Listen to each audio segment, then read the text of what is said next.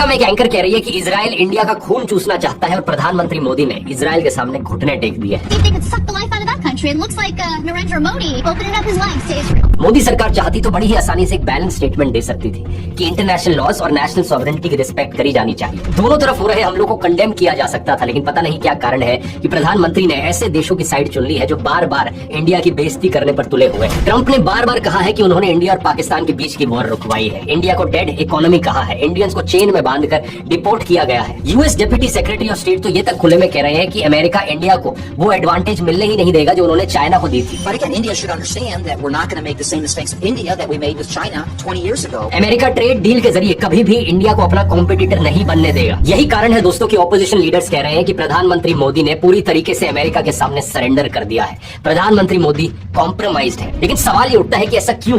कुछ opposition leaders का कहना है इसके पीछे कारण है अडानी। नरेंद्र मोदी के दोस्त अडानी, जिनके खिलाफ एक बड़ा करप्शन का केस चल रहा है अमेरिका में। कहा जा रहा है कि डोनाल्ड ट्रंप मोदी को इसी चीज को लेकर ब्लैकमेल कर रहे हैं। प्राइम मिनिस्टर एक ही व्यक्ति के लिए काम करते हैं, अडानी। सारे के सारे स्मॉल बिजनेसेस उड़ा दिए। आप देख लीजिए, ये डील होगी, ट्रंप डिफाइन करेगा ये डील कैसे होगी, और मोदी वही करेगा जो ट्रंप है। नहीं तो आप खुद ही सोचकर देखिए दोस्तों, क्या कारण है कि स्पेन के प्रधानमंत्री तक अमेरिका के खिलाफ आवाज उठा रहे हैं। स्पेन अमेरिका का एलाय है, नेटो का हिस्सा है, लेकिन फिर भी अमेरिका को परमिशन नहीं दे रहा अपने मिलिट्री बेसिस इस्तेमाल करने की। लेकिन दूसरी तरफ इंडिया हमेशा से एक न्यूट्रल कंट्री रहा है, मॉरल ग्राउंड मेंटेन करते रहा है, लेकिन फिर भी नरेंद्र मोदी में हिम्मत नहीं हो रही यहाँ पर बेसिक स्पाइन दिखाने की। सो इस गल दा जवाब देना चाहिए मोदी साहब नूं कि आपा बेशक गुरु बनना सी ते बेशक चेले क्यों बनना। अभी तक जो बात करी दोस्तों वो फॉरेन पॉलिसी की थी। शायद आपको लग रहा हो कि ये सब दूर की बातें हैं, लेकिन अब जो बात है वो आपके जेब पर सीधा असर डालेगी, क्योंकि ये बात है ऑयल की। रशिया इंडिया का सबसे पुराना पार्टनर रहा है, लेकिन ट्रंप के कहने पर मोदी सरकार ने रशिया से ऑयल इंपोर्ट रोक दिया और अब स्ट्रेट ऑफ हॉर्मुज बंद होने के बाद मिडिल ईस्ट से भी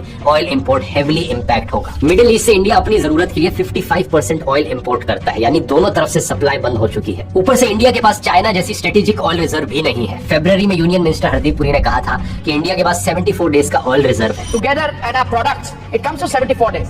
लेकिन अब मोदी सरकार कह रही है कि 25 दिनों का ऑयल रिजर्व है। पता नहीं कौन सी बात यहाँ सच है। और अभी जो हुआ दोस्तों वो तो सबसे शॉकिंग चीज है। अमेरिका कहता है एक स्टेटमेंट में कि उन्होंने इंडिया को परमिशन दे दी है रशिया से ऑयल खरीदने की 30 दिन के लिए।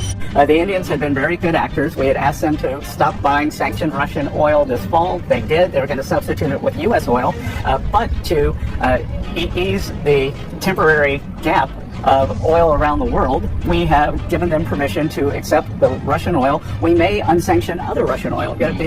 सोचकर देखो ये कितनी शर्मनाक बात है कि एक सॉवरन इंडिपेंडेंट कंट्री को किसी देश से ऑयल खरीदने के लिए एक तीसरे देश से परमिशन लेनी पड़ रही है। यूएस ट्रेजरी सेक्रेटरी ने यह भी कहा कि एक शॉर्ट टर्म मेजर है और वो एंटिसिपेट कर रहे हैं कि इसके बाद इंडिया